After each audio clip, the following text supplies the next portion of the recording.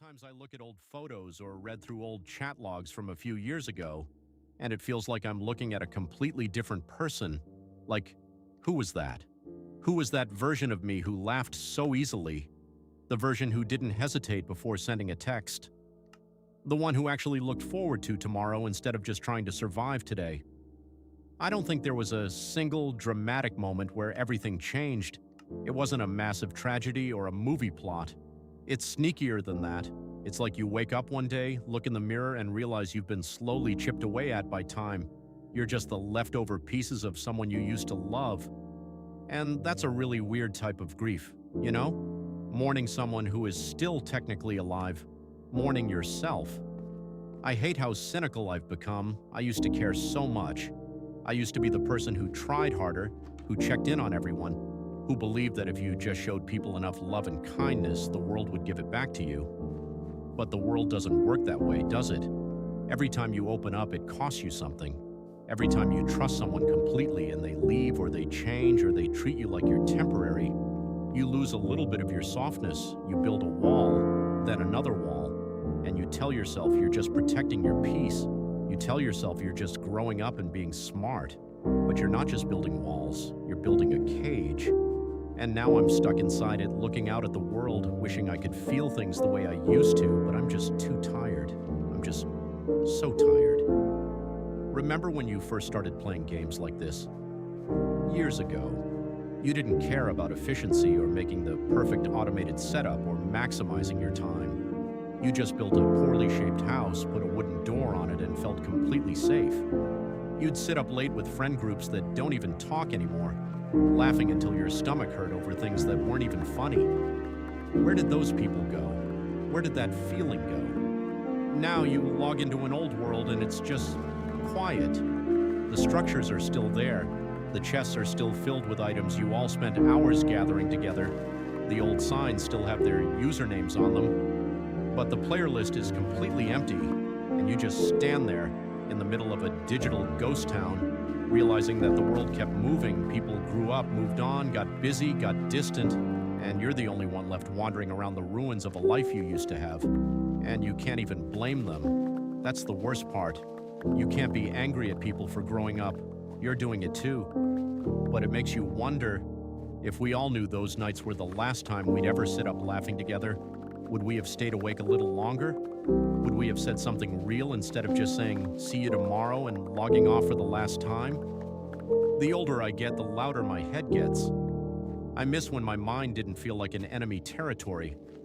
I miss when a delayed reply was just, "Oh, they're busy," instead of a 30-minute spiral about how I must have said something annoying, or how they're slowly getting tired of me, or how I'm just a burden they don't know how to shake off yet. Why do we do that to ourselves? Why do we take a tiny, insignificant detail, a change in tone, a short text, an unread message, and turn it into a full-length script about our own worthlessness? I've gotten so good at hiding it, though. We all have. If you saw me during the day, you'd think I'm perfectly fine. I joke, I laugh, I match the energy of whatever room I'm in. I give people the highlight reel because it's easier, it's safer. Because if I'm honest, if I actually say out loud, "Hey, I feel like I'm completely drowning in my own thoughts right now," it feels too heavy. It shifts the mood, and I don't want to be the person who ruins the vibe. I don't want to be the complicated one. So instead I say, "I'm just tired." It's the perfect lie, isn't it? Because it's technically true. I am tired. But it's not the kind of tired that sleep can fix. It's a weariness in your bones. It's the exhaustion of constantly acting like you're okay, constantly shrinking your emotions so you don't overwhelm the people around you until you realize you've shrunk yourself so much there's barely anything left. Sometimes I feel like I'm not actually a part of the world, like I'm just orbiting around other people's lives. You watch everyone else connect so easily, you see them post stories, go out, form these deep bonds, and you're just slightly outside of it, like there's a thick sheet of glass between you and the rest of humanity. You can see the warmth on the other side, but you can't actually feel it. And loneliness makes you measure strange things. It makes you ask dangerous questions at 2 in the morning, like, if I stopped texting first, how long would the silence stretch? If I just disappeared from social media for a month, Who would actually notice something was off, and who would just assume I'm busy? You start testing your significance in everyone else's life because you're terrified that the answer is exactly what you think it is, that you are a convenient background noise, a placeholder until someone better comes along. And it's a brutal thing to admit, but I think a lot of us are stuck in this weird loop where we crave deep, unconditional connection, but we're absolutely terrified of exposure. We want someone to look at us and see the messy, overthinking, broken parts and still choose us. But the second someone gets close enough to see a crack, we deflect. We put the mask back on and say, "Nah, I'm good, don't worry about it." Because what if they see the real me and they don't like what they find? What if I give them my raw, unfiltered heart and they look at it and decide it's too much? It's easier to be lonely by choice than to be rejected for who you actually are. Distance feels safe, silence feels like protection. But maybe getting used to the numbness is the real danger. I don't want to become someone who is completely dead inside. I don't want to accept a surface-level existence just because it's safer than risking the hurt.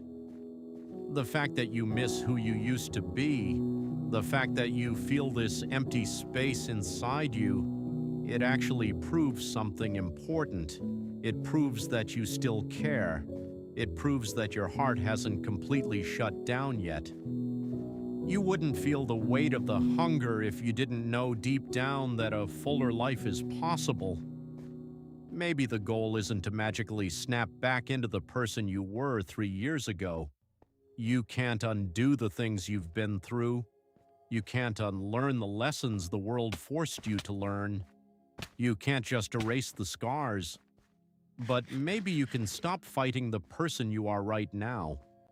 Maybe it's okay that you're a little more guarded. Maybe it's okay that you're tired.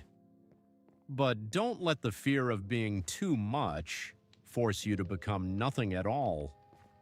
Don't punish yourself for loving loudly or caring deeply or wanting something real in a world that feels so temporary.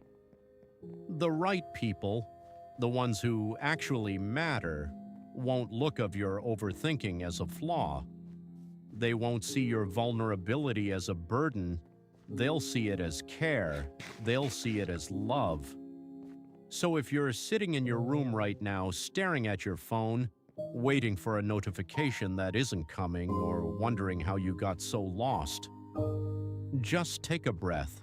Stop running from the quiet. Stop trying to pretend you're fine when you're not. You're still here. You're still alive.